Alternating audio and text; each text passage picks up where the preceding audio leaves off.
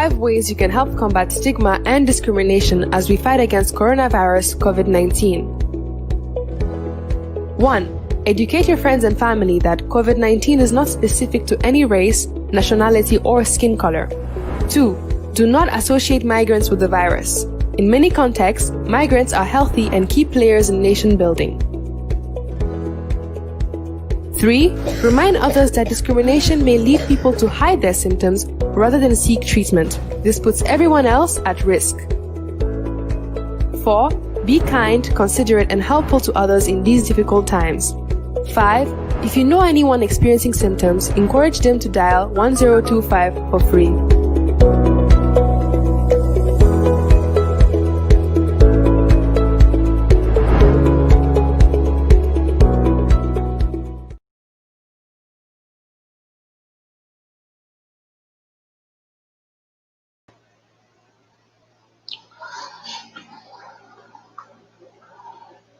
Assalamu alaikum wa rahmatullahi ta'ala barakatuh, viewers of Gunjur TV online. Welcome to another episode of Brufut Land Injustice, setting the record straight with Dave Manneh, and Dave Manneh is going to be my guest for the next 1 hour. And thank you once again for your continuous support, and please share these videos so it can get to as many people as you can. What happened in Sukuta Salaji recently is no news to anybody if you are a keen follower of the main media outlet in the Gambia and also the social media. Land issue recently always have been a contentious issue, but recently it's becoming more and more issue, especially around the combos, and that's why this discussion is part of that to shed more light on it. David, welcome. Yeah, thank you, brother Ahmed. Thank you very much. Yeah, welcome to another. Yeah, Eid Mubarak to you. In fact, I already forgot we are right in the Eid. Yeah, thank you very much for your time. Yeah, as you said, this is a program Gambians want to know what's going on. The case of Brufut has been there. Everybody is aware of it. And I'm not sure if you are aware of this, but this Brufut actually is supposed to be done by Gunjurian called Aliu Conte. You know, but some politics happened. He ended up losing it. And not only that estates, but also Gambia Airways. He bought Gambia Airways. He decided to go back. Then all of a sudden, we heard Mustafa Njai took over. And Gambian seems confused about the whole thing. You know, most of people think he bought it, you know, and from his own mouth, you know, he made some actually compensation, but it involved a lot of things because we know part of the land he occupies supposed to be part of the TDA. You explained last week the agreement between the government and the people of Combo anyway, generally about TDA, and you also explain how this Kajabang was taken and how it was dismembered into 1,222 plots, which were being sold for like 350. If it's all sold, just the land alone, that's like 45 million. That means maybe everybody in Madekunda or Sanekunda can have 2 million. Then the rest of Brufut can have 1 million each. I think that will be some party. Yeah. So we will continue with this discussion where we stop. Then for the viewers, if you have anything or you need to answer question, you can call this number +220 9433 or you can just write your comment on the side here. We will read it and David will try to answer it as much as he can. Dave, you can proceed from where we left off last week. Yeah, Mr. Manjang, thank you so much. To our viewers, Anka Eid Mubarak to everybody. Alama alayam Jamaba witness woyame with us and our families. Okay. Allah baraka back here. Mr. Manjang, just for that, just a little clarification. Often calling is few women the other day. It's not the Brufut Garden, so Kajabang is actually Brufut Heights. All the plot dimensions or and in the cost, how much they try to sell it for. But I mean, principally it's all the same anyway. Principally it's just people's inheritance. The government took it and then ended up in some private hands, and they're selling them for a fortune, depriving the legitimate owners both their economic power and their political power. So it doesn't matter whether it's in Brufut or in Tujereng or anywhere. It's all the same anyway. We are all in the same boat here. But Baraka Bakio, thank you everybody. Thanks for especially the guys who were interacting with us last time. We really appreciate it. I think we need to make this more interactive. It's better that way. I just need to emphasize again, I told people in private, and I tell lots of people I speak to as well, whether it's the Brufut Diaspora, or I told when I was in the Brufut Diaspora Association on their WhatsApp when I was active there, or if it is in the Kombo Ruakafo. I've made no secret of this, that these combo issues, whether it's our land issues or it's environmental issues, Kombo and Cool are not going to be able to resolve this until and unless we make it a national debate. We need to turn a national debate out of this. Well, yeah, I think that's very important, because it's not only that it affects Kombunkers. It affects Kombunkers because for us, we live with it. So, we live with it every day. We know its consequences. But I think it's got a wider national consequence. Because of that, we need to try and broaden the conversation. We can involve and invite lots of other Gambians into this conversation. After all, it affects all of us. We live in this one little contiguous land, piece of land or swath of land they call the Gambia. So our fates are all interlinked, whether we like it or not. So what affects somebody in Gunjur, a farmer in Gunjur, a lady in a vegetable garden in Bakau, it has effects in people in Basse. So, the last time I spoke, when we first had this conversation, I gave you what we call the butterfly effect, in chaos theory, whereby one little insignificant action can have, the tumultuous consequences. It can vibrate very, very far away from it. So I gave an analogy of the guy from Scandinavia who accidentally, he just had a maritime mishap. And in the end, he ended up going to, having to basically sail into the Gambian waters, on his way to Kaskrine in southern Senegal. And because of out of that, the Gambian tourism industry was born. And out of that, we have the effects of this land issue today. Because, for example, if that man never battled hard and never stopped in the Gambia, if his yacht never developed a mechanical problem whilst he was trying to sail from northern Senegal to southern Senegal, we probably wouldn't have this problem. So all this land is using combo, it's TDA, it's not TDA, we probably wouldn't have that. But that's neither here nor there. Kombunkers, when the Gambia, the First Republic called on them, they came and they answered. They answered the call of the nation. Because it's a nation state, the birthpangs of a nation state. We're struggling, and we are struggling. We wondering and concerned about the livelihood. If the Gambia can actually be sustained, if the whole nation independence project is actually sustainable. And obviously, Kombunkers came to the rescue in their own little ways, and they were able to volunteer to give their land to the First Republic. And we all know what happened with that. We had some shenanigans and machinations, Machiavellian, horrible. So whereby they just took advantage of a very honest and humble people, and then we are living with the consequences today. But the difference between us and our forefathers, those of our ancestors, not that long ago anyway, but they're still our ancestors, is that they were very trusting. And then also the value of land had not become a commodity. It had not become marketable. So until we come to the stage whereby our inheritance is becoming one of the prime estates in the Gambia, that makes it a very, very expensive commodity. And we got a whole system. It's a systematic old apparatus setup. It's just every now and again, it just re-engineered, just rejig it just to make it much more effective and efficient to rob these people like us of our inheritance. So until we come to that stage whereby Komunkol and Gambians as a whole, we need to have this national conversation. It should be an effort, particularly for us as Kombunkers, until the effort only needs to be geared towards mobilizing and inspiring the Kombunkers back at home. Somebody like myself or Ahmed Manjang, obviously until we live abroad, or they like to call us diaspora, quote unquote. So what we can do is to be vocal. We need to be vehement about our objection to what is happening to our people.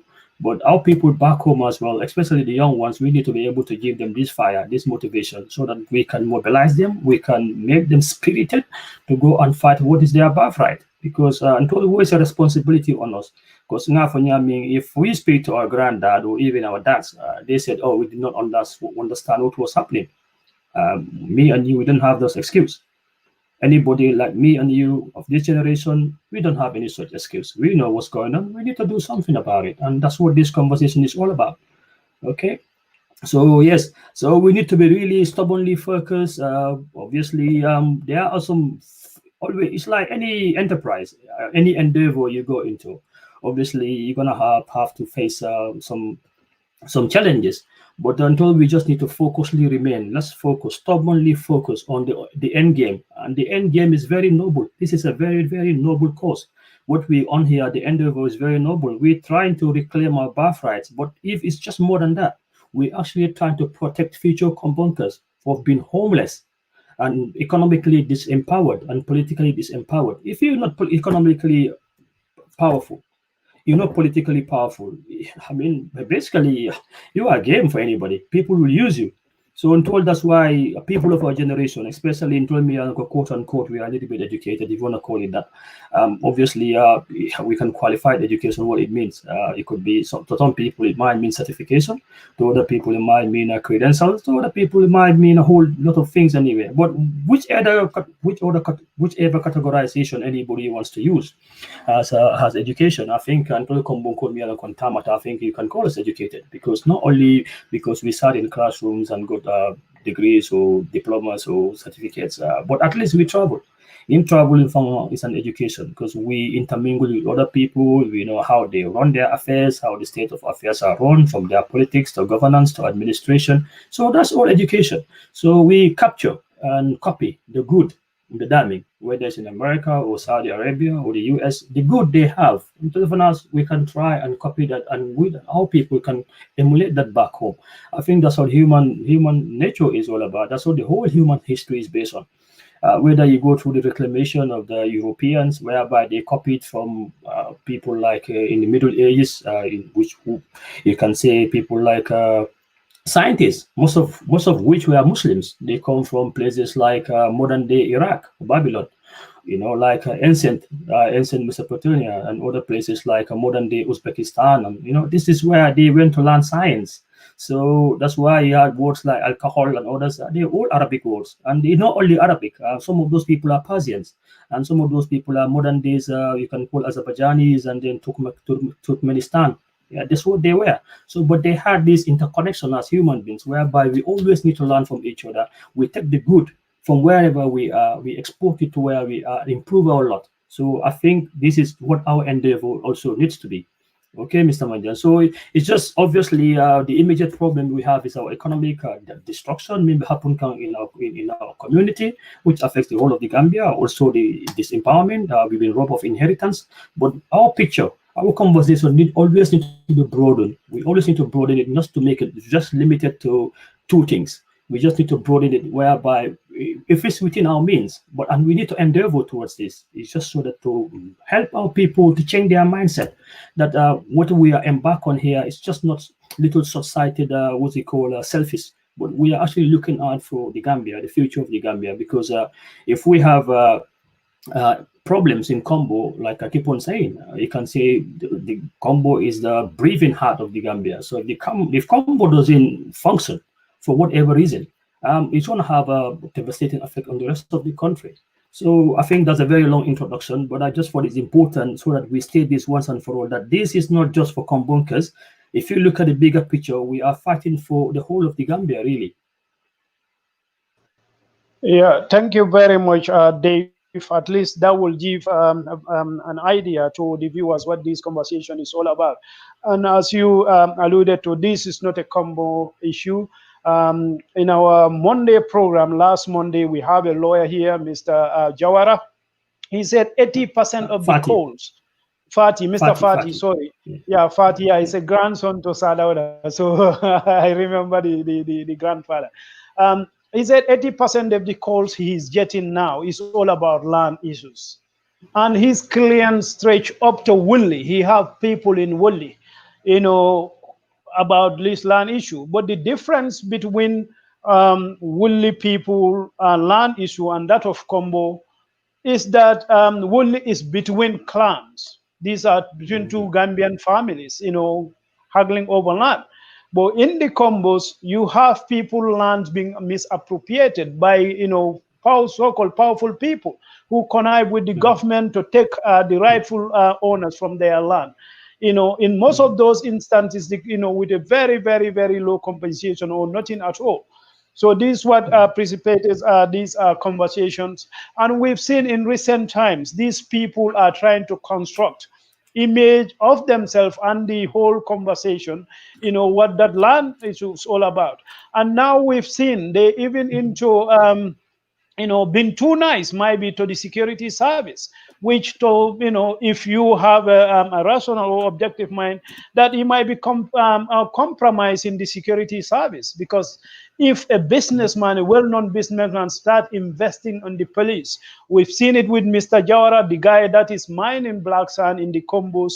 He built a police station in Mankamankunda. Last week when there was a rain, this girl was, this police lady was hardworking police lady was pictured barefooted in the rains.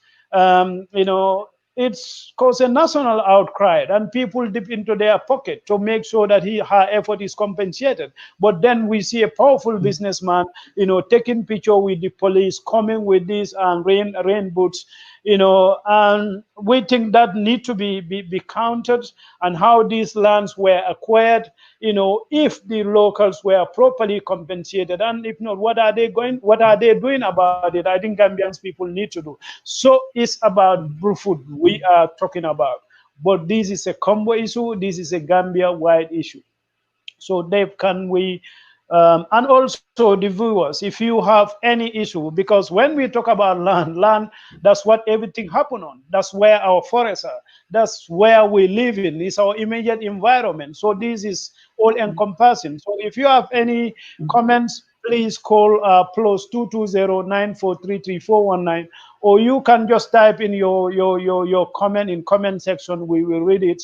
Let's make it as interactive as possible. Thank you. Okay.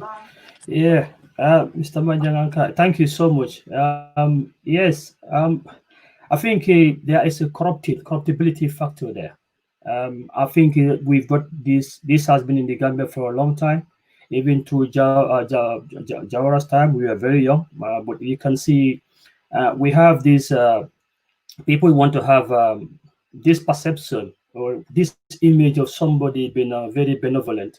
And then you will see the president will do it. They said, oh, yeah, Jammeh during his time, he gave so and so community this and that.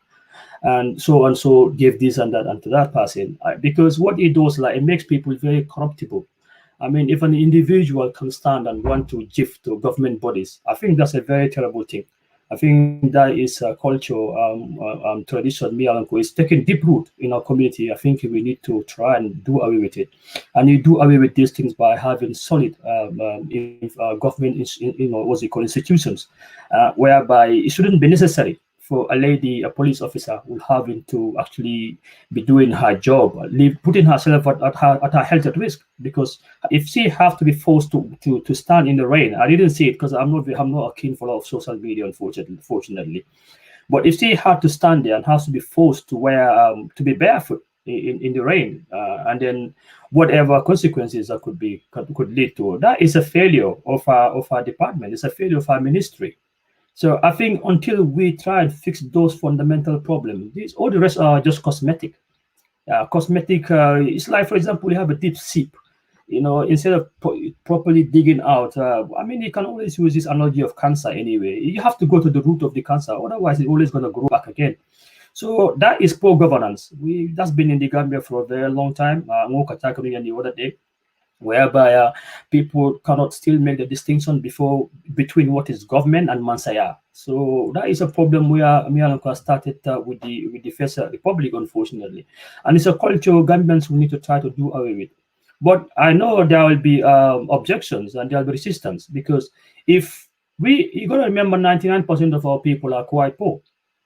So if I'm a police officer, I'm standing in the rain, and then I'm doing my job, but my government hasn't even given me the equipment, the tools I did for my job, and I took it upon myself as being very, very as a Gambian citizen, as a citizen, you're doing a very good service, which is very commendable. Yeah, but and I just saw that, and it actually moved me, and I wanted to donate. I think it would be very difficult morally for anybody to object to that. But it all goes back to us not having the proper structures in place. Because if we have a proper structures in place, we wouldn't be seeing that. We wouldn't be seeing a little young lady having to put herself at risk, standing in the rain without any shoes on. It's a chaos out there. But yeah, we have this moral chaos. It basically creates a moral chaos. Because for me, I have to stand back. I can be very logical and be rational. And because I've also got this perspective, that because I've lived in other places, I've worked in other countries, even though I've lived in England, but I've worked in other countries as well. So if I have to do a comparison between what happens in the Gambia and these places, then I will know what is happening back home is not right. So my fight, my ultimate aim should be to change that. Yeah. So somebody taking it upon themselves to gift a person who is doing her job, that's what she's paid for, morally is okay. But then it goes back to what effect does it have? It's very corrupting. Because if I'm a powerful businessman and I take it upon myself, I'm doing it. Basically, whether it's covered or overt, and this is mostly covered, and it's mostly overt anyway. And I'm just gonna basically show my benevolence, that I'm a helpful person, I'm trying to help somebody, he's done something nice for the country. If anybody stands back and try to question that, a lot of Gambians will actually, they raise up in arms. Because your point of where you're coming from, that we need to have governance structures in place that works. And because if we had proper governance structures in place, we wouldn't even have to get somebody to take it upon themselves to try to donate, or it wouldn't be necessary. So it takes a whole shift of mindset for our people to understand where somebody like me or you, Mr. Manjang, can object. Because people, they instantaneously, their reaction will be, why is this guy say Bafula is, especially I'll use the money because that's what they would normally say. And because they don't have the benefit of your and my perspective, they don't have the benefit of like me and your life experiences of being in other places, what you've seen. So it's definitely something me and Uncle we need to try and discourage it, because it has a very corruptibility factor. It's very corruptible.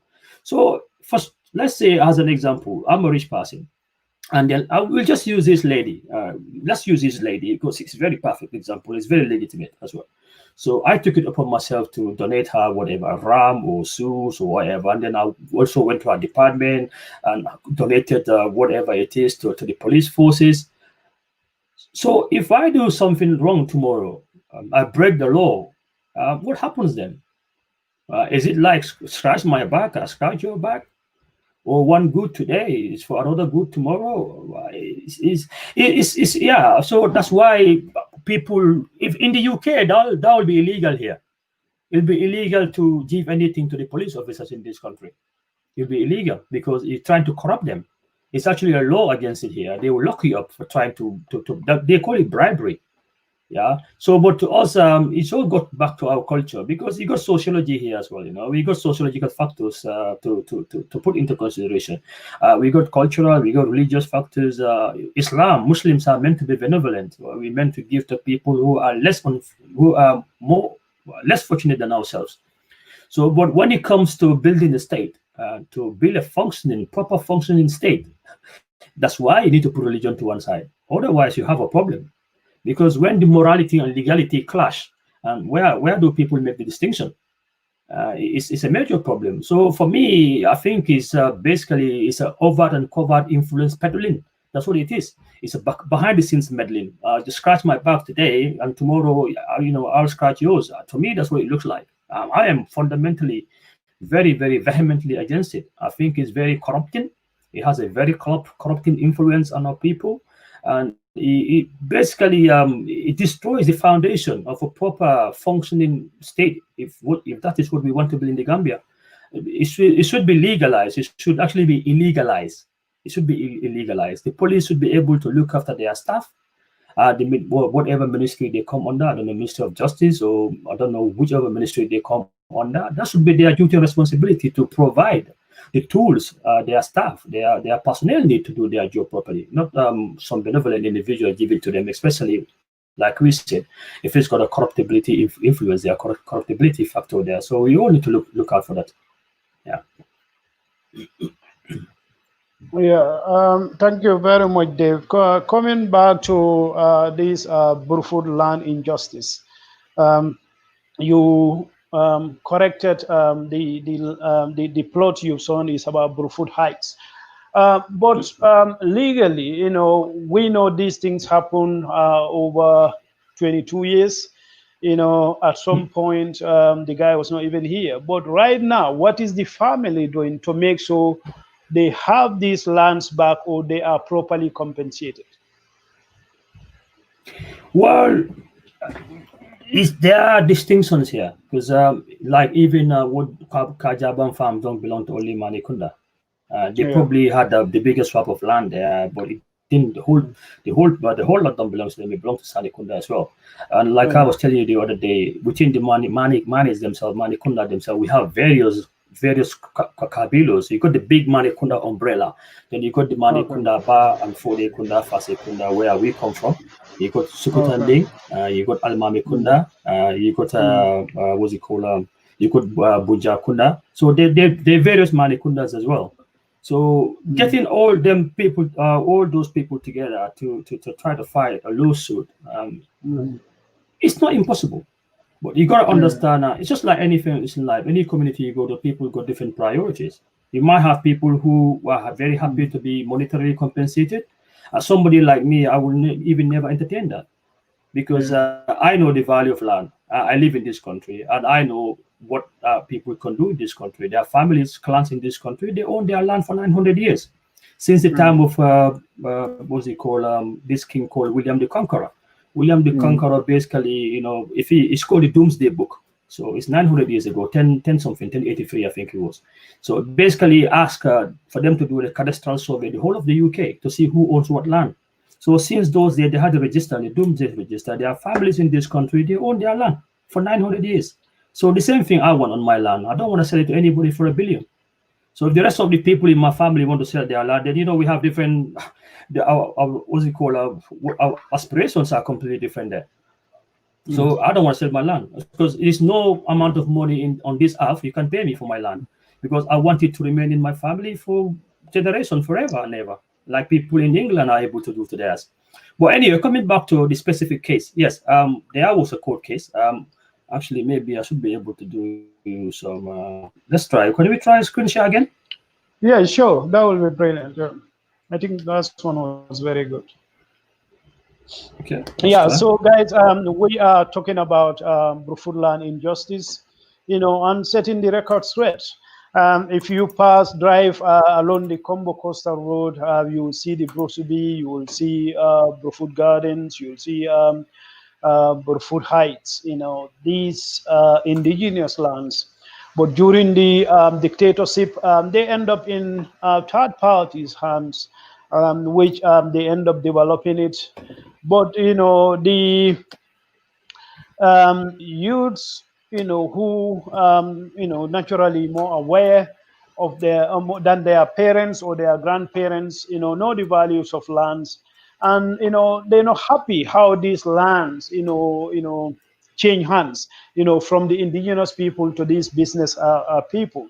And it doesn't take rocket science to find out that really, you know, the way these lands were transferred to these third parties, you know, is far from illegal. And, you know, the families are trying to get justice. You know, either they have their lands back or they are properly compensated. But as David said, he don't want to sell his land. You know, if it is come to selling, he will not want to sell his land. He want to, you know, to stay on his land, because land is about culture, it's about heritage, it's about wealth.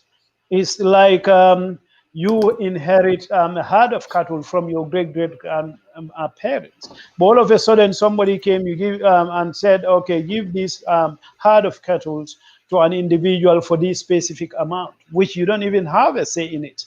That is illegal. So if that is illegal, then why would somebody's land, ancestral land, be transferred to a businessman who used actually that land, to build himself, become a multimillionaire? And now he is on a mission, to reconstruct, just to actually, rewrite that history, to almost clear the locals, from that history, and paint himself as that benevolent guy, who is out to save the lives of the underprivileged. But on the whole, he made a complete community, almost Vegas.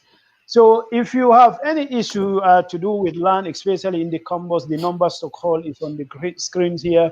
It's +22094333419, or you can just write your comment on the site, and we will just be trying to bring this presentation on the screen so that you can see, and if anybody want to take a note, you are feel free to do it.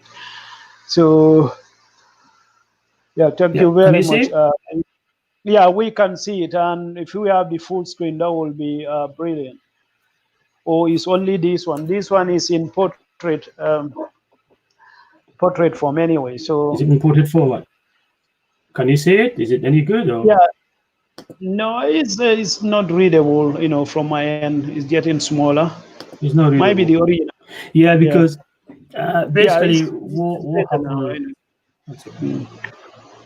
Give me 1 second. Let me try. It's better now. It's better now. Yeah. Any better? No, it was. I know they were.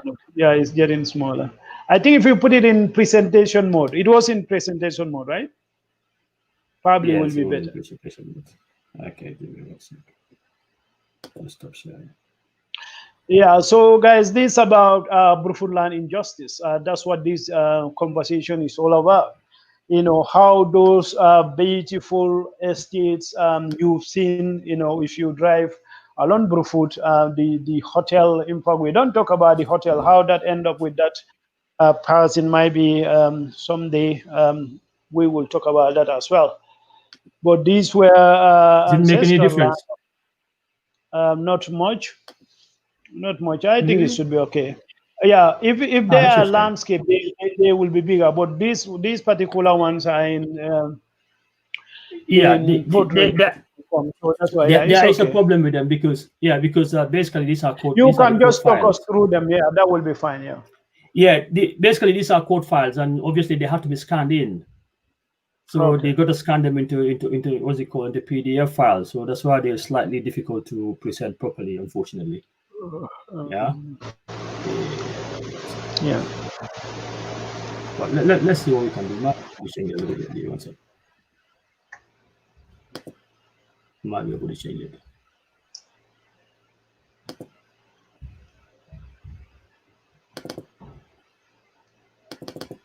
Nah, it's not playing ball, man. Yeah, can you hear me though? Okay. Yeah, we can hear you loud and clear. So basically, you can see what they call civil suit. I mean, this is the public records anyway in the Gambia, in the courts. I understand it's not difficult to find. It's very difficult to find them, but in most countries, court cases, you should be able to find them anyway. The civil suit is suit 4403.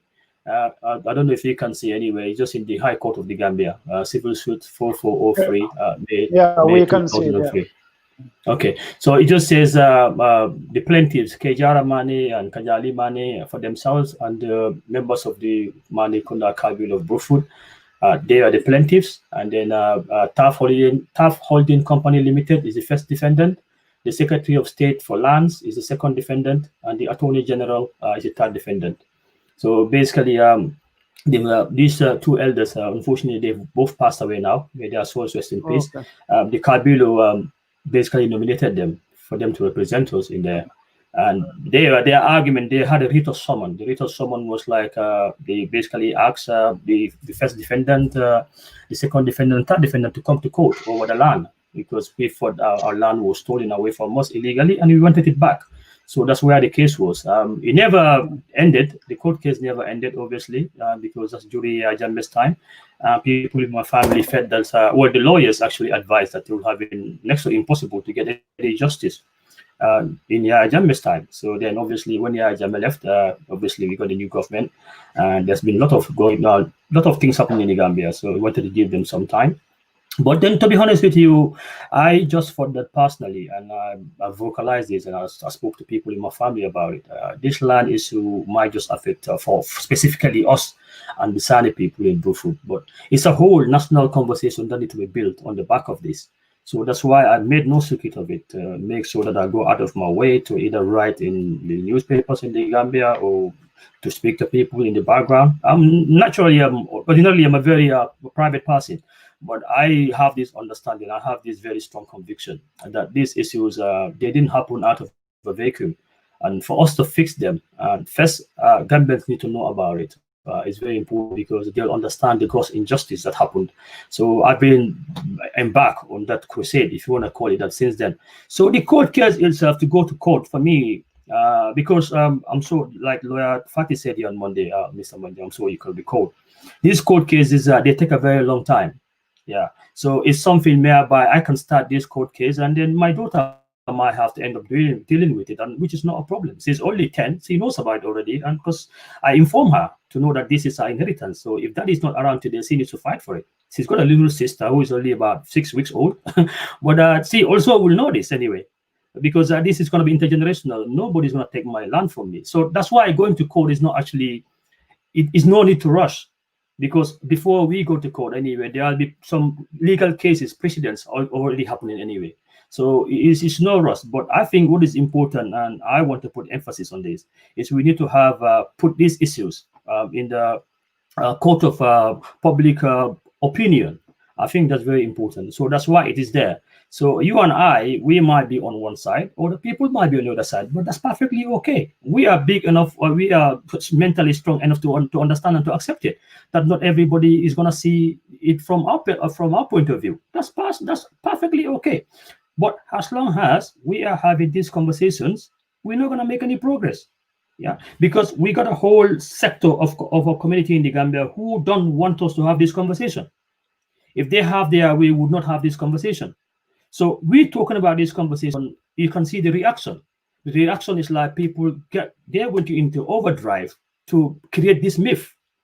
You can see this myth making happening there. So that's why it's important we have this conversation, because it gives us various opportunities, Yeah, we can deconstruct this narrative that's curated his history that's happening out there. You can say, no, we don't want to insult you, we don't want to belittle you because you're old enough to be our uncle, but your version of history is not right. We just want to remind you. Yeah, you and I, our mothers brought up better just to be insulting somebody. We wouldn't do that, but we make no mistake about it. We will make sure that people hear the right version of the story, and this is natural anywhere. Any history is always contested. History is always contested. Okay, so but it's important that combunkers take it upon themselves. Anytime they hear these efforts, and you can see it because it's very, very deliberate to try and change the narrative. This myth making, I think we need to deconstruct that. We'll be doing ourselves a great disservice if we don't do that. So that's the reason why we are doing these chats like today. And that's why some of us actually took it upon ourselves to come out in social media, which we don't normally do. We don't even have an active Facebook account, but we think this is important we do this. So we need to we need to set the record straight. It's very, very important. But I want to tell you something about this particular land issue, Mr. Manjang. I'm going to unshare this for a minute. Okay. Can you? Yeah, I'll unshare this for a minute. I think it's very, very important because I always hear this argument that what's it called? Mr. Njai, Mustafa Njai always says that, oh, I bought this land. It's my land. I bought it. But what I just found quite amazing It's like you going through this court file, and basically his defense was there, which was lawyer Ida Drame. The state's defense was there as well. And throughout their witness statements, which they produced, there was not a single indication that this is a proof that Mr. Tafanjai bought this land. But you can see Mustafa Njai always says, I bought this land. But the only thing I could see in the court cases, and probably I'll show you later, for some reason, because like I said, they had to be scanned in, and so because of that, they're a little bit too small to show you guys, but I can read them through to you anyway, that's okay. I think that should do. But even her lawyer, which was Ida Drame in those days, never produced a single proof to say that this is the proof of purchase, this land was bought. All you could see there was like at cabinet level was decided to give Mustafa Njai, Yarambamba Yundum land and Brufut land to him. So, but then argument you hear from Mustafa Njai and his people is like he bought this land. Who did he buy from? If he bought it from the government has never shown us the proof. You'll have thought that if we go to court, you don't have to convince me. But if you went to court and during the court, your defense couldn't produce a piece of proof, even a shred of evidence to say, actually, I bought this. For me, I think that's it's not my place. I'm going to leave it for the viewers to reach their own conclusion on that. But if it is me, I'm fighting. What I will do, my defense lawyers, the first thing they will show, they say, look, I bought this from so and so government. This is my proof. It's no proof. All you could see there is like, oh, the cabinet gave the order. So Yahya Jammeh's government cabinet, we all know Yahya Jammeh's cabinet, what that is like. It's not a cabinet. It's Yahya Jammeh giving a directive. That's what it was. So for the life of me, I cannot understand how anybody could use Yahya Jammeh robbing people of their inheritance to give it to you. How anybody can try to use it as the grounds for their argument is simply beyond me. Because I'm not the most educated person in the world. I'm not the cleverest person in the world. But for me, common sense will dictate. The whole Gambian enterprise right now, since we got rid of that dictator, is to change the country. And we're not doing a very good job of it, I have to admit. Why anybody's ground, given a ground on why you own something has to be because of that man, is simply beyond me. It's incomprehensible. I'll be running away from Yahya. Anything to do with Yahya, I wouldn't even touch, because our whole national enterprise right now, the national endeavor, is to undo the injustice and the wrongs the man perpetrated on our people for 22 years. So it's beyond my comprehension. Maybe it's because my thinking is different to other people's thinking, but to me, I don't know what you think about it. It's crazy. For me, it's absolutely crazy. But that is rather here nor there. I mean, what I think is important and what somebody else thinks is important are two different things.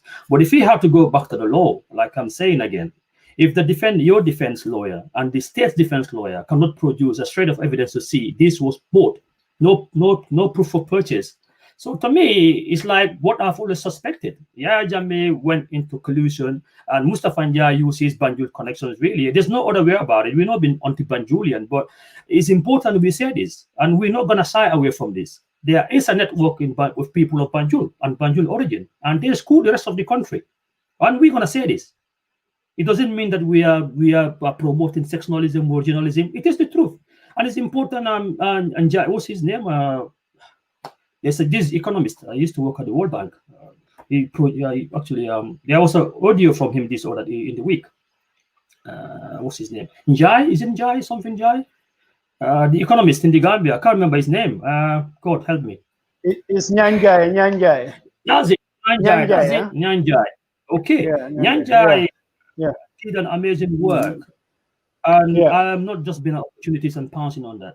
I think for him, it was rather very both introspective and retrospective, and the whole of the Gambia could actually copy it. But he made it very clear, and then he is from that community, and he made it clear that we have factions in Banjul from Jawara's time.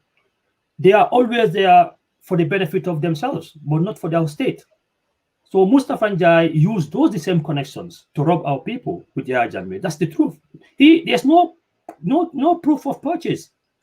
I've got the court cases here. We're struggling with the display. Otherwise, I'll show you. It's no either Travis didn't say it, and then the state's lawyer was what's his name? Let me try and find his name. Sorry, one sec. The state's lawyer was one Sisoho. Babakar Sisoho, they also didn't mention this. They never mentioned it. All they say is like, was this is what made at the cabinet level, and then they gave him a list. So it didn't even follow the proper due process because they want to screw people over. So it's unacceptable. So once again, going back to this argument of Yahya Jammeh gave it to me because that's what it was. It was a dictatorial. It was a dictatorial directive. But this is not the states to give. My land is not the states to give. Yeah, it's my inheritance. You don't give that to anybody else. The state hasn't got that power. And that's what we have to talk about. And even in the constitution, even the lawyer, our lawyers mentioned to them that it actually contravenes the Gambia's own 1997 constitution. As awful as that constitution is, it even contravenes it. But they didn't care about it because of in those days we had the Ajame there. So, but coming back to why we're going to have a legal case and why there's no rush for a legal case, like I said, this is a court of public opinion. And it's important we capture people's imagination with this. The court case, that will come. That will come. Don't worry about that. That will come. Even if I don't do the court case, my 11-year-old daughter will do the court case. Don't worry about that. It's not 2 years about that. That will happen. That will happen. It's no problem about that. So, but we're working on a sensitization to sensitize our people, especially Combo people, to empower them of how they need to fight back and trying to get their inheritance back. And that is going to be multi-pronged. It's going to be multi-purpose. Obviously, you got the legal route, which we have to follow. And you also got political lobbying because some of the, the laws and the law books in the Gambia, they are very, very prejudicial to us. So those need to change. So it's a multi-pronged approach. But the court case, let nobody have any doubt about that. That'll be coming very, very soon. But that doesn't mean that we don't have other avenues to follow at first. We will be doing them. A multi-pronged approach, but we shall get there, inshallah. That is no problem.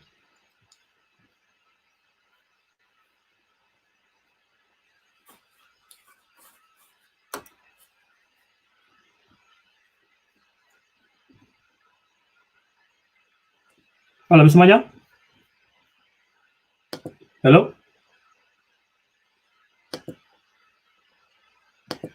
Never bought anyway. Hello, Mr. Manjang? Yes, can you hear me? I seem to have lost you somehow for a minute. Can you hear me? Yes, I can hear. Yeah. So let me give you some little background on that court case again. I mean, basically, it says I can read that for you. Like I said, we're struggling to share it. Can read it. Yeah, it's okay. Yeah, basically, it just says between, like I said, the late Kejara Manneh and the late Kajali Manneh, and then the defendants. Okay, and the statement of claim was that the plaintiffs are farmers and they represent the members of the Manneh Kunda Kabil of Brufut in Kombo North District. The first defendant, by which we mean Mustafa Njai, is a holding company engaged in the business of property development and construction and has its registered office at Cemetery Road in Kanifing. And the second defendant is the Secretary of State for Lands for the Administrator of State Lands Act. And the third defendant, obviously, was the Attorney General and the Chief Legal Advisor to the government. Those are the three people we had to sue, the three bodies we had to go to court, because even though Mustafa Njai is the owner of the company, it's actually the company we took to court. He's the company, the Tough Holdings, because the land is registered in Tough Holdings' name. Obviously, he is the person who owns it, but so that's what we had to do. But so that's just the background to that, really. So yeah, so like I said, the court case got shelved, and then we'll go back to it. Let nobody make any mistake about that. Even if it's just gonna be me and my kids, we're gonna go through this court case. They make no mistake about it. And then when you go to, like I'm telling you about the defense and stuff, we made a declaration again. Our lawyer tell them these people hereby saying that a declaration that the plaintiff, as a representative of the Manneh Kabilo of Brufut, are the owners and they are entitled to the possession of all that piece of parcel of land situated at Brufut, what they call Brufut in Kajaba. Okay, and then we made an order so that Mustafa obviously can evict from the land, which Jammeh obviously said no. And not only that, Jammeh sent the state security services to brutalize my people. So there you go. But he said the declaration that at least, and then this is the list number they gave to Mustafa Njai, Tough Holding Corporation. The list number is SR K68 2001, and it was dated on the 27th of February 2001. So 27th of February 2001, that's when Mustafa Njai leaves my land, my inheritance, as his. So this is what the government was able to enable him to do. So that's what it was. And then our lawyers made a case that the plaintiffs this contravenes their constitutionally guaranteed right under Section 22 of the 1997 Constitution. Even Yahya Jammeh's horrible Constitution, even that Constitution gives us protection to have our land for nobody or even the state to rob us of our land. But obviously, Yahya Jammeh doesn't care about state laws, so he really didn't care. He's not going to follow it. So, but even as bad as his laws were, as bad as that Constitution is, as bad as Gambians are trying to change that Constitution, even that Constitution has a provision which basically recognize our right to that land, and he actually wanted to protect our right to that land. It wasn't followed, but it was there. It was black and white in the Constitution. So even they contravene the Constitution in robbing us of our land. I think it's very important for us to make this very categorically clear.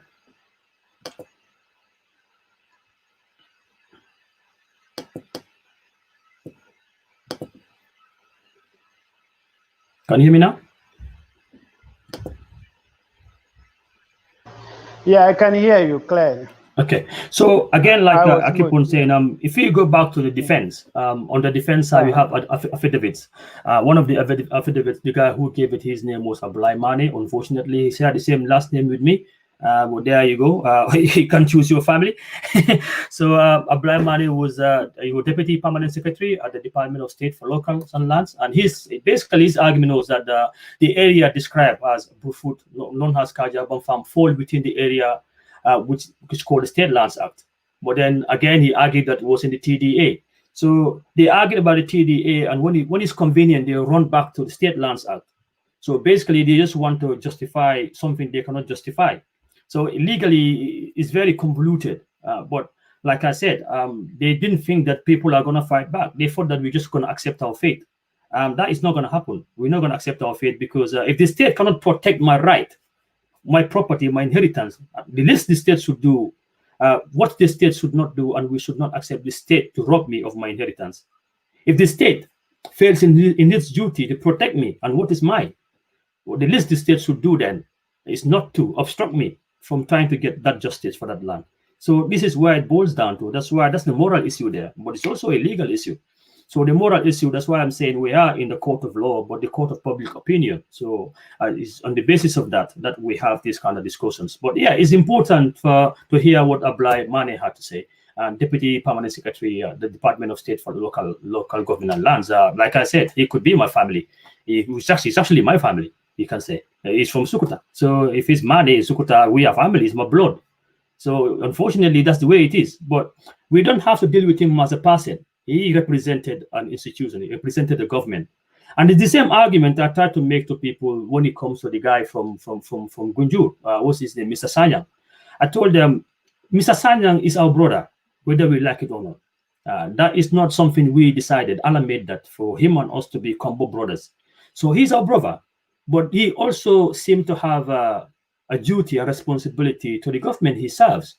So this is a difficult balance for them to have to set. So we have to give them some leeway here. But when we just have to morally judge them, it becomes a little bit difficult. So that's why I don't morally judge them. I understand Mr. Sanyang and before him, Mr. Manneh, they're in a very, very difficult position because they are there to advance the government's, government's regulations and governance plans for the whole of the country. But then at the same time, they might have a conflict of interest because of the virtue of then being combunkers. And if we actually come from a good government, if we had a very good governance system in the Gambia, people like Mr. Sanyang and Mr. Manneh should never be in a state like this. They shouldn't be serving in positions that they serve now, because there's a conflict of interest. Unfortunately, in our case, they don't seem to be very helpful to combunkers. But what happens if they are helpful to us? How would the government see that? How would the rest of the country see it? They'll be thinking that they're siding with their combunkers. So I think people like them shouldn't actually they shouldn't hold positions like this, especially when we have these contentious issues with Cumberlands. So I think it's very, very unfortunate. But there you go. So what that is that. And then if I give you the defense of, this guy called Abdullah Sissoho. Abdullah Sissoho was the state attorney. So his defense was basically going back to the state, what's it called, the TDA. He just basically argued that the land fell on the TDA designation. So, and because of that, and we should lose our land, and Mustafa Njah has got a right to it. So it's all very nonsensical. Even both of them, I mean, you will be thinking that at least Manneh and the state council, what's it called, Abdullah Sissoho, they will actually produce the same arguments, but even their arguments don't seem to tally. But then that's rather here nor there, because they can always fall back on them.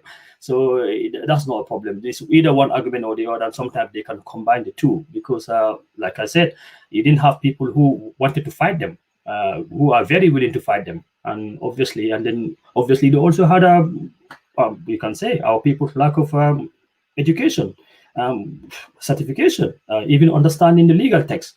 That doesn't necessarily mean having to be a lawyer. I'm not a lawyer, I don't understand the law, but at least I can read, I can understand. The Mr. Bakejara and Bakajali, may our souls continue to rest in peace, they didn't have that benefit. They didn't have that. So that's the difference there. So I think it will be a severe disrespect to even Bakajali and Bakejara for people like me just to accept this. And they fought for this until they died. The last thing Brufut, of course, need to do, especially a Manneh, a son of the Manneh clan in Brufut, the list of your duties is to fight for what these old people fought for until their last breath. They never accepted it. They fought for it. They argued for it. They were upset about it, but they were helpless to do something about it. And this is where we come into the picture. We are not helpless, and we are going to do something about it. Inshallah, let nobody have any doubt about that. These things will have justice for this. Yeah, because you cannot take my inheritance and enrich somebody, and so that his children and their children after them can benefit. Why you robbing me of inheritance? If the argument was that the state took my land and the state gave it to the state for the state's benefit, then I could argue. But even then, the state will have to compensate me, and I have to accept and be comfortable. In total agreement with that that compensation, whether it's in material or whether it's in financial. I have to agree with that. But none of those happened. None of those factors were present.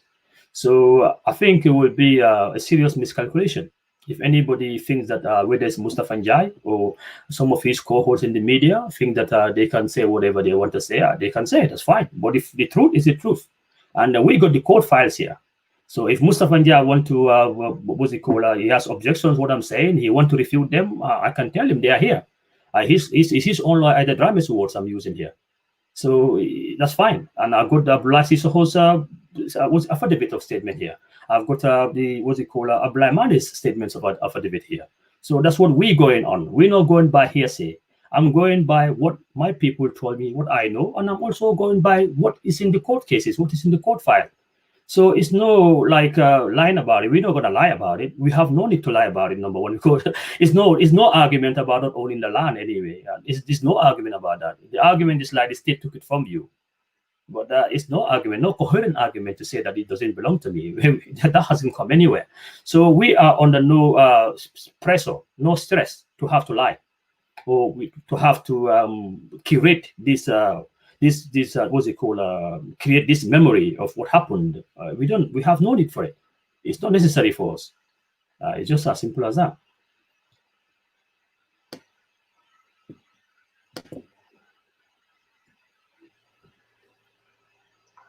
Yeah, Dave, just before you go to your next slide, whatever, just this common belief, among our people that taking land issue to God is not good. You will die and leave it here. And as you mentioned, two of your elders, they couldn't see the end of justice being done. What will you tell to viewers that actually these are just mere coincidence? Court cases are there, to serve everybody's interests, and it have nothing to do with, maybe they were older by the time they start these court cases. But it's a common belief, among people that Allah filibulu ibefala le atujang yalo. or if you take these cases to court, you end up dying, and you don't get justice anyway before. So what would you tell? Yeah. Even if you don't mind, before actually giving my view on that, my opinion on that, I think there's something which is even worse than that, and I see it. Whether it's even the Komboiru Akafo, people have this self-pity. You know, it's the worst thing you can do to yourself psychologically. Self-pity is the worst thing we can do to ourselves. Like, oh, no, don't ever do that. There are people remember, they also claim to be as Muslims as you. They also claim to be Muslims like you. So the God you worship is also their God. Yeah, but this self-pity, our people, they do it a lot. You know, Brufut is in Brufut society talking to them. Why are you pitying yourself? You are very powerful. There's a lot of things you could do. You are not helpless. You're just not basically thinking out of the box, or actually trying to do something to make yourself inconvenience yourself. That's what it is, really. Either you don't have the motivation factor, or you lazy. But this self-pity, we need to move away from that. But coming back to your question, I think I have a very simple answer to that.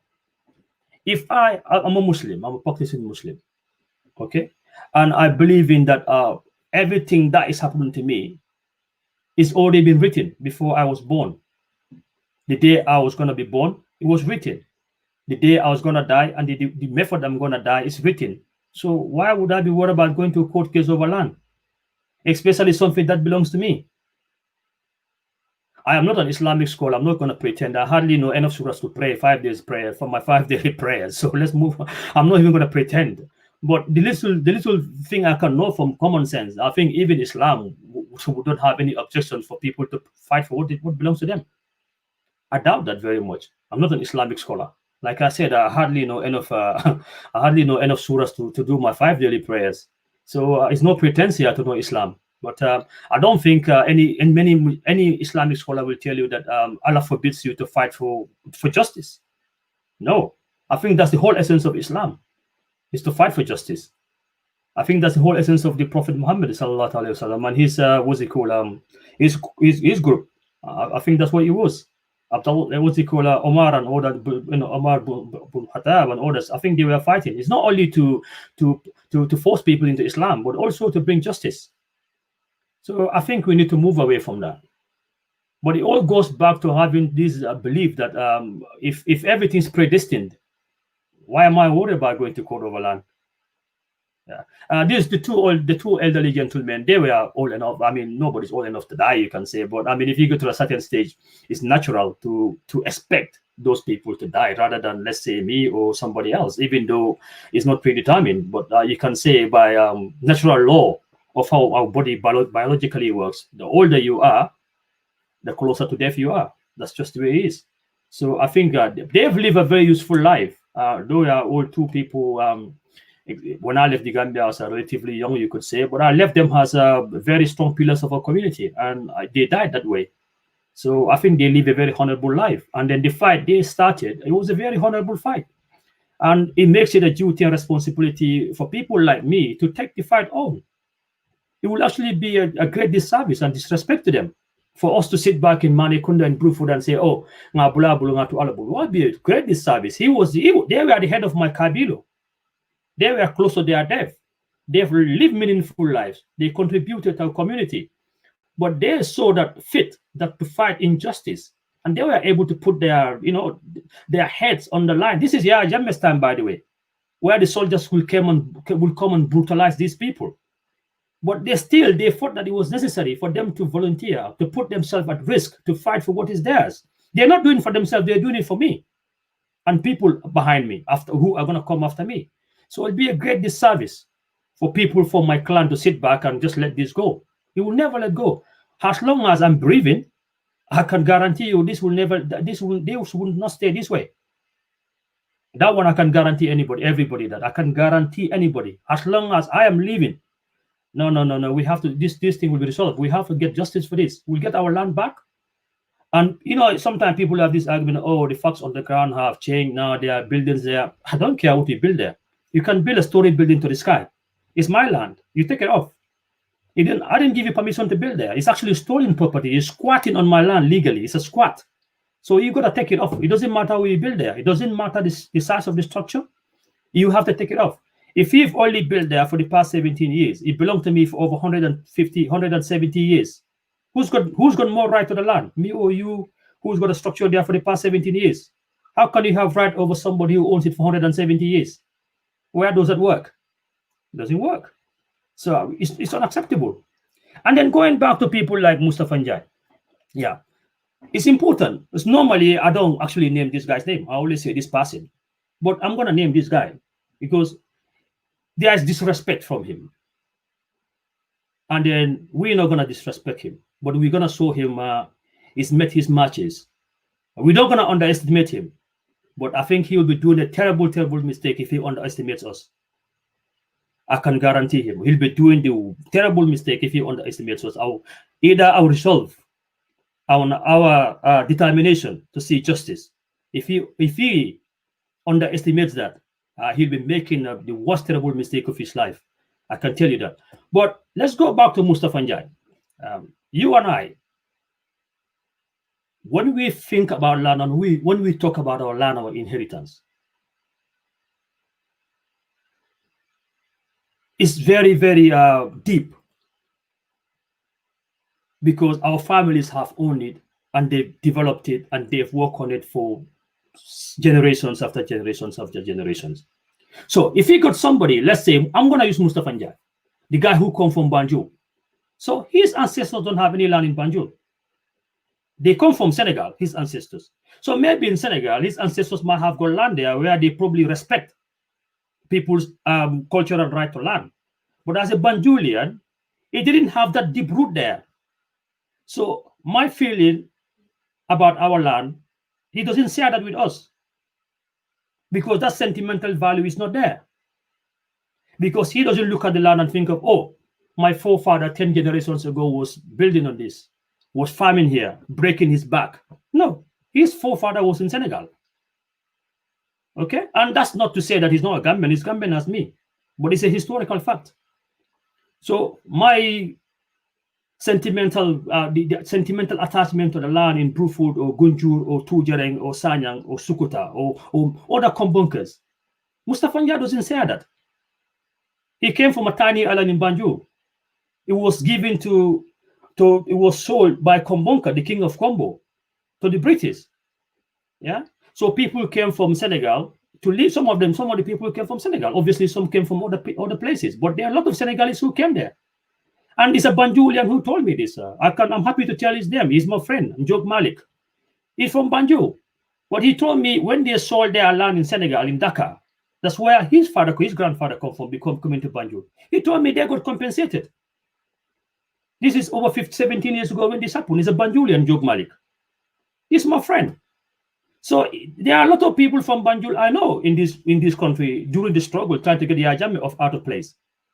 And they all outraged. Because we got this clique in Banjul doesn't mean they represent everybody in Banjul. So and that's what the economist was talking about. They play a very oversized role in the Gambian socio-politics. And then we should not underestimate them either. But we need to make sure that they will be if they underestimate us, they will do it at a great risk. I think that's what it boils down to Kombonkos need to do now. We need to get our act together. Stop this self-pity or control for Balafa. Stop that. That's gone. There's nobody, no region in the Gambia that contributes more to the Gambia, whether historically or contemporaneously right now, than Kombonkas. Yeah. So nobody, if they don't help us in the Gambia, Kombonkas shouldn't be robbed of their inheritance. That is what we need to fight for, Mr. Manjang. It's very important. That's why somebody like me, I'm happy to raise my head above the parapet. Normally I wouldn't. Yeah, but we come to a very critical stage in Combo. If we don't stand up, I will be a disaster for our people. And they will never forgive us. I can forgive my father, my grandfather. They've not been to school. What excuse do I have? I went to university in England. Yeah, I traveled around the world. You went to university in England. You work in Saudi Arabia. You travel around the world. You got my cousins. You got people from Sukuta. You got people from Gunjur. What is their excuse? If my father's got an excuse, my grandfather's got an excuse, what is my excuse? Yeah, the same tactics they use to rob us is the same tactics we're gonna use to equalize. We're not actually trying to get what's it called, revenge. We're trying to get even. We're trying to ask for what belongs to us to be given back to us. I think that is just cause. I think that's morally and legally right. And I think that's where Kombunkers come to now this time. This is the realization they need to. They need to come to this conclusion. They need to come to this decision. They need to come to have this belief that you have provided and you have sacrificed, you have volunteered, but you've got nothing back. All they have done is take and take and take and take. And we're going to put it on marker line. You know, that's why Salaji is the marker in the Gambia. We are not taking our inheritance. It's not going to happen. You'll hear from us. That is not a subtle threat. It's not a threat to the security of the Gambia, but it's just to let Gambians sit back and think and say, how can you rob one community over and over and over and over and over again? How is that going to happen? But then Kombunkers start to have to ask themselves, how can you accept this? Yeah, if my father can't do anything about it, my grandfather couldn't do anything about it, Bloody should be able to do something bloody about it. So that's why it's our duty and responsibility. We have to do something about it. Kombunkers don't do this, they are shirking their responsibilities, and their children and grandchildren after them will hold them responsible until Yom Al-Qiyam. It's not a joke. Because they would have nowhere to live. They will have to go to Mustafa Njai to have a place to rent. And Mustafa Njai's grandchildren and his great-grandchildren after them will be benefiting on a land that belongs to you in Brufut or in Tujereng or in Gunjur. It's unacceptable behavior. You're doing an injustice to children after you. Mustafa Njai is looking after his kids and his grandkids and their grandkids after them. You can see it even today, he employed them. His nephews, his children, they're all employed. He's setting them up for the future. Why is robbing me of my future or my inheritance? Because land, like I keep on saying, land is political power. Land is economic power. If you get robbed of your land, use the ladies in Tujereng or Sanyang who used to have vegetable gardens. And look at the damage that happened there. Or go to Bakau, where they took the Kachikali ladies' lands. This is how they used to grow vegetables and then sell them. And out of those proceeds, they are able to buy uniforms and stuff for their kids. Now they don't have it. So it's a gross injustice. So if the government cannot see to it that these people are Gambians like the rest of the Gambia, we need to make sure that if we don't at least help them, let's not try and disempower them, because that's what has been happening. And I think that's why it's every Kombunker's duty to make sure that we put the marker down and say enough is enough. We're not going to accept this. It's just as simple as that. I'm sorry if I get sounded a little bit angry today, but I think Mustafa Njai, we're going to put him in his place. For 17 years, I never mentioned the man's name because to me, even though he's the apex, you can use him as what's he called, exhibit A of all the land options in the Gambia. But we're going to take him on and tell him the game is on.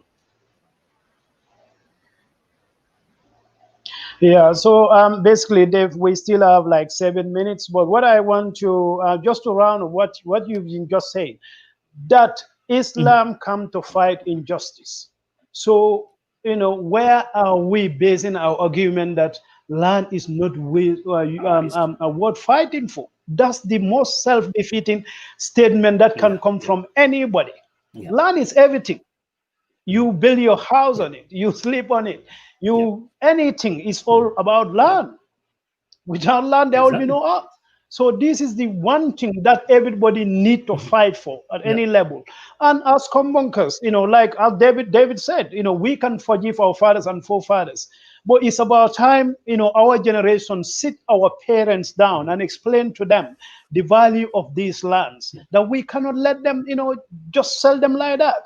You know, the guy might be discovered he made a mistake with Yajam. He capitalized on a bad system and robbed people of their lands. But he is everywhere now in Combo buying from our parents. Let's sit them down. That you just don't sell it like that. You can sell your land. You can rent it to them for 50 years, for 99 years. Eventually come back to you. Let's go back to our parents and prevail on them. If we don't have any excuse, and we have nobody to blame but ourselves. And that's what this platform is all about, and that's what our Monday platform is about. If you have an issue about Cambo or Lance, come to this platform. Let's share, and your experiences. That's what this is all about. We need to fight back, and we need to make Gambians understand, because you hear people saying, well, but it's not always the case. And even if they were sold, they were not sold in the right way. They were ill advised. I'm going to read from your koto again, Mod Olimboj, my own koto as well, because yes, it's surprising. It's a small world, because it's the same mom as Ami Bojan. Ami Bojan taught my dad. So anything I achieve in this world is all down to that man.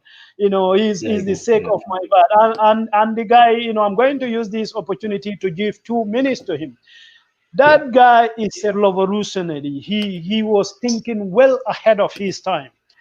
Do you know that his last sermon in Gunjur, 2 days after that he died, is all about land? Do you know that? He come to a Gamo, he was talking about land, the significant, the importance. And today we are here talking about that. This is about almost 40 years ago now, almost 30 years, definitely about 30 years. He was talking to the people of Gunjur. When you come to about education, modern education, it was him who told people, even though he was from this Islamic education, but he told them, you know what? We're going to need lawyers. If you are wronged, you're going to need lawyers. So send your kids to school, and you're going to need nurses. If your women are going to deliver and you don't want them to be delivered by men, so you have to send your male child, female children to school as well. Not only then. In those days, even the male education, Western education, they are very skeptical about it. So for that, we'll come to that maybe when we come to our education program on Monday. We will talk more about him. But this is what Mod Olimboy said. Thank you again, guys, for this very necessary conversation on this land issue. It should concern. It should concern all of us. Religion, especially Islam, must be demystified. Your fight for justice for what belongs to you is actually part of your Islamic duty. Yeah. People, I think we must understand, Islam. That's what it's all down to. If I wish we all understand Islam as your great dad, Sheikh Hatab Bojang, understand Islam, because he was talking about these issues, 50 or 60 years back. So Dave, in 2 minutes, you want to round this up nicely so that next week when you come, we can just pick it up. And before that, I want to announce you guys, the Salaji turning point for combo is back on again on Monday, and David will be there, Banka Manneh, and Dr. Conte, and Asa is traveling between Gambia and Nigeria. I know now he'll be in the Gambia, but how long it will take him to set him to get back to the internet grid in the Gambia, we don't know. So he might not be with us. But we are talking about education. We've seen the pass rate, across the country actually plummeted past 22 years. So what, can we do to make sure that is reversed? We've seen the mushroom of private schools, but these are, beyond the reach of the common man, across the country. So what we can do to make sure that is reversed. Thank you very much, Dave. Yeah. That's for tomorrow, yeah? Yeah. Okay. That's for Monday through this time. Yeah. I mean, to end, basically, I'll just advise our people to be committed. And then we just need to be very energetic. We got somebody like you, absolutely. I don't even know where I get the energy from. And we all need to become very energetic networkers. We need to network amongst ourselves. It's very, very important. Like I said, we got that corruptibility in our society, in our community back home. It's very difficult to fight, but we can only correct those. Like, for example, if we have proper institutions anyway and structures in place, which we don't have, unfortunately. But I think we need to get there. That's what Gambians need to aim for. We shouldn't accept mediocrity. It's really not good. But for us, like me and you, we just need to try and make our people understand the significance of the situation, the significance and the severity of where they find themselves right now when it comes to land issues in Combo. And you mentioned about Mustafa Njia obviously going around legally buying land from people. It's okay, and people want. I mean, I never have a problem with people selling their land. I individually will never sell my land, but even if I have to sell my land to you, I'll never give you freehold. So that's what we need to help our people. Don't sell your land on freehold. Don't sell your land on freehold. If you're desperate, don't sell your land on freehold.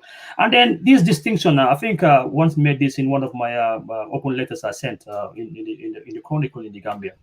There is a clear distinction, and sometimes people try to blur them. They blur them for for convenience sake or just for argument's sake. But me selling my land, it might be silly, it might be short-sighted, but it's my land. So you don't compare that to a government, a state taking my land from me and giving it to somebody else.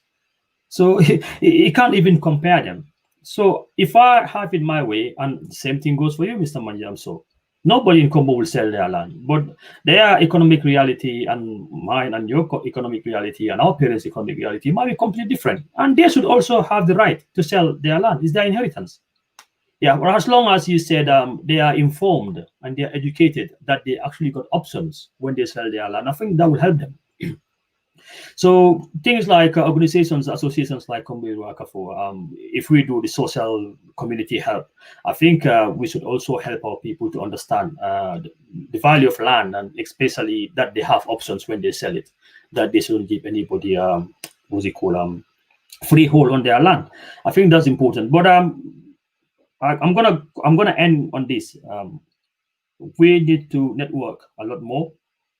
We need to try and get our people in the Gambia, especially the young ones back home, to take this issue seriously. Let them not become like complacent. That's the last thing we need, because we got people with singular focus there, very persistent, they're very malignant. Yeah. So anytime we are distracted or we start procrastinating, we are doomed, because they will pounce. Because that's what Mustafa Njia did exactly. Like I said, he used his Banjul network, his Banjul community, Ndongo Banjul, whatever they call themselves. And then they went to Jammeh, they hammered, and he took Yundum land and Brufut land and gave it to him. There's no purchase order, which I can find. I expect to see in the court, in the court papers, it's not there. His lawyer, Ida Drame, didn't produce it, didn't mention it. Abdullah Sisaho, for the state, didn't mention it. And the guy from the lands office, Abdullah Manneh, didn't mention it. Nobody saw it. So it didn't exist. So it was a directive from Yahya Jammeh to take people's land.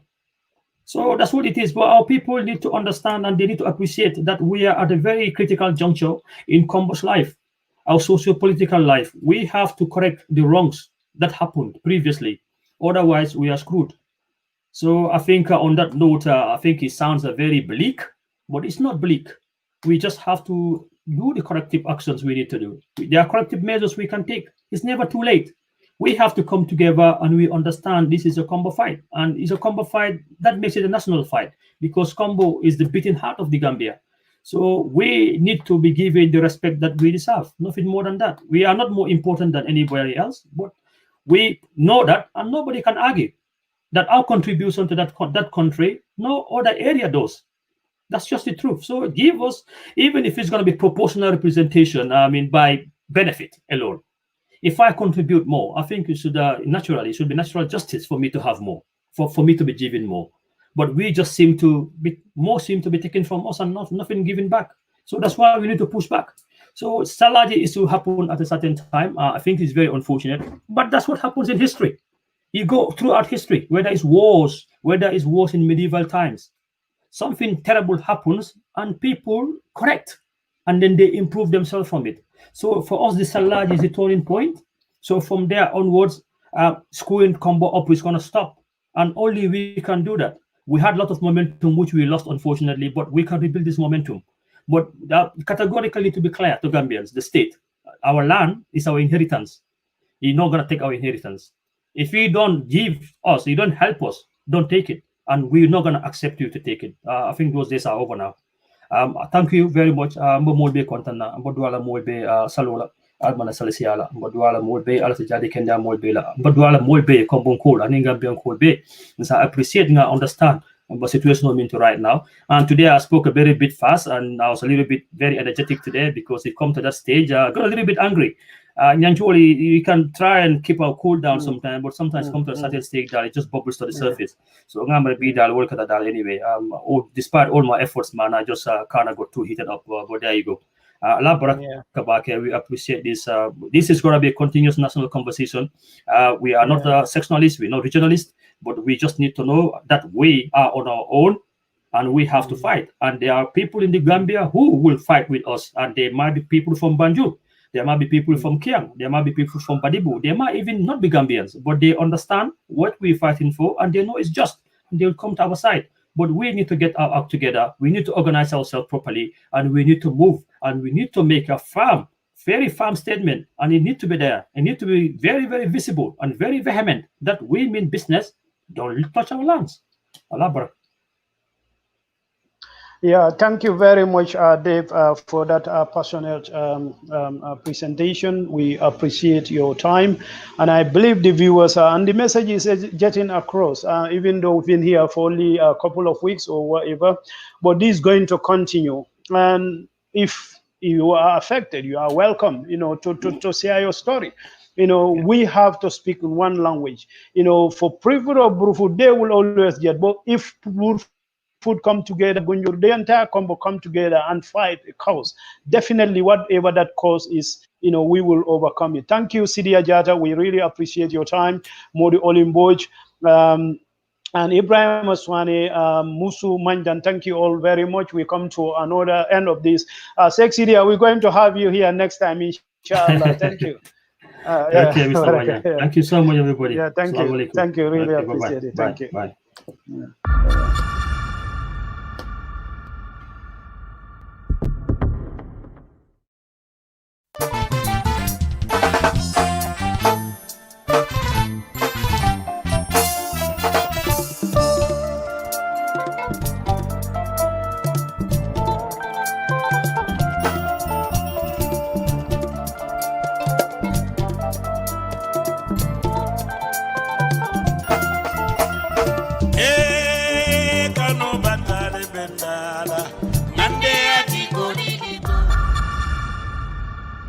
Hello Gambia, your television experience is about to be transformed to the next level. Enjoy amazing features with the new DTT decoder by XCAF. Watch television in high definition and excellent sound quality. Watch Gambian channels such as GRTS, QTV, Star TV, Paradise TV and MTA with one decoder, all for free. That's not all. For a monthly subscription of $510, you get 60 international channels from your favorite football leagues, news, African movies, telenovelas, cartoons and much more. Get the decoder for $2,040, which comes with free installation, 24/7 customer and technical support all year round, and 1 month free subscription for only $510 thereafter. Get the decoder at XCAF Gambia, located at Hendon Court Building, former Dream Park, Senegambia, or through approved dealers. For more info, call 446-1060 or 446-1061. The world is at your fingertips with the XCAF DTD decoder. Planning to have an uninterrupted electricity and water supply from solar energy in the Gambia and beyond? Worry no more, because Solar Enterprise will provide you with the solutions at reasonable cost. We have experienced personnel who can install and advise you about your electricity and water supply with a warranty period. We have good quality solar products from North America and Europe. We provide services and sell products to individuals, organizations, institutions, private offices, communities, and government. These products are solar panels, batteries, charge controllers, inverters, water pump, water heaters, freezers, submersible pumps, and general solar accessories. Visit our stores at 48 Karaba Avenue and Brusubi Highway, or you can call us on 7657-479, 980-8483, 340-9400, or 635-9906.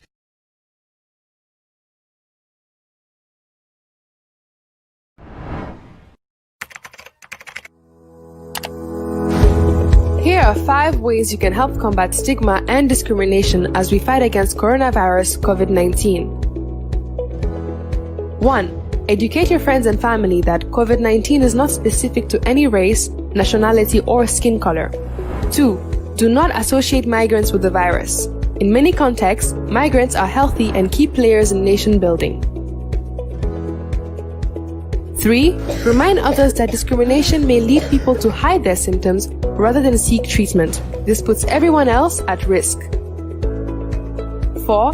Be kind, considerate, and helpful to others in these difficult times. 5. If you know anyone experiencing symptoms, encourage them to dial 1025 for free.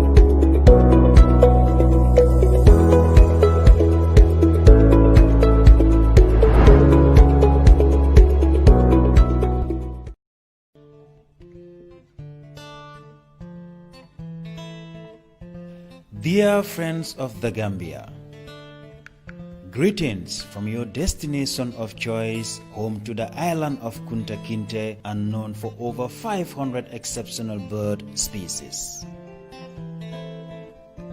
Be ready for adventures on the River Gambia, where nature caters to you sustainably as it meanders through endless experiences. Our rich, welcoming, and diverse cultures will show you the places closest to our hearts, delight you with our exceptional culinary taste and the local flavors, enchant you with state-of-the-art conference facilities, with luxurious accommodation that caters to your every need, considering your standards in an eco-friendly environment. Stay home today, travel tomorrow.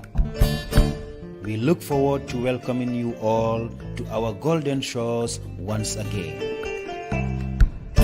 From the Gambia, the smiling coast of Africa.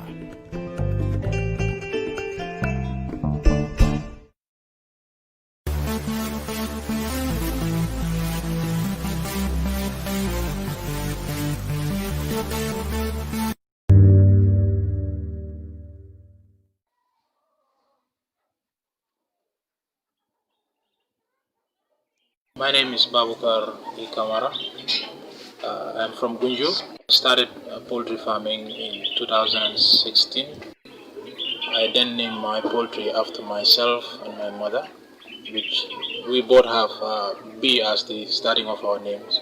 So I then named my poultry after Best Choice Poultry Farm.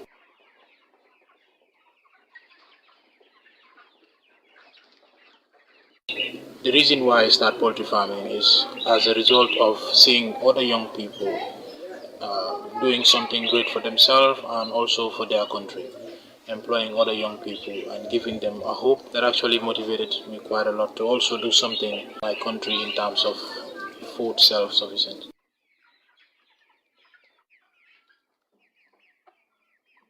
Currently, I am working with 2 people. Those are employed on the poultry side, and they work constantly. So whether I'm here or not, the poultry is running.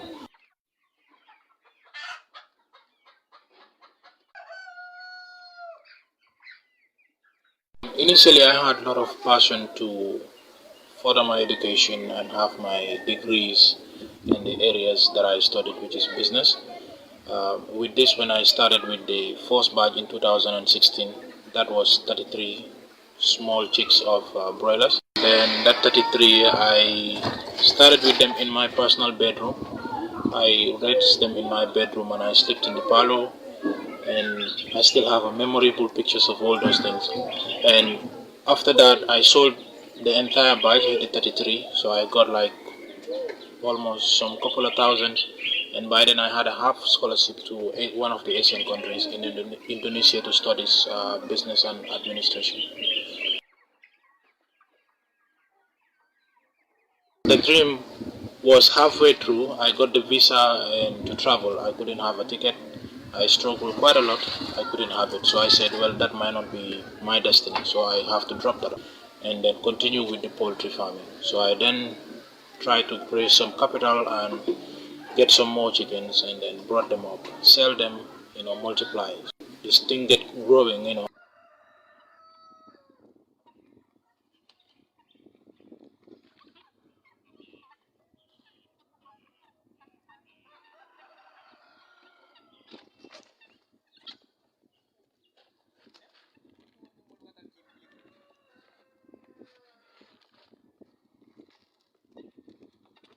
Really, I'm enjoying what I do. So now poultry farming becomes part of my life. Then the second phase of my story was the time I started building a house for them. I then started making some mud blocks. I couldn't even pay people. I have to mobilize a resource from my own house, and I get help there. And then we then built a small mud house which is 4 by 4 meters. The first house is still there. I use it as my museum or historic house. So now I have a couple of guinea fowls in there. Just renovate the house a little bit and put a run there for the guinea fowls to actually walk in when they leave the house. My first market is my family, then the secondary one is the neighborhood. They also buy. I'm not doing much saving, I'm doing a very little saving as I'm doing profit plowback. When I have little profit, then I reinvest it into the business. I could do more, I believe I could do a lot because the knowledge is there, the know-how is there, and the willingness is there. But then the capacity in terms of financial aspect of it is the problem. But then I wanted to start everything, and whatever comes would actually follow. So if you want to consume fresh, if you want to eat healthy foods, you have to consume or buy locally.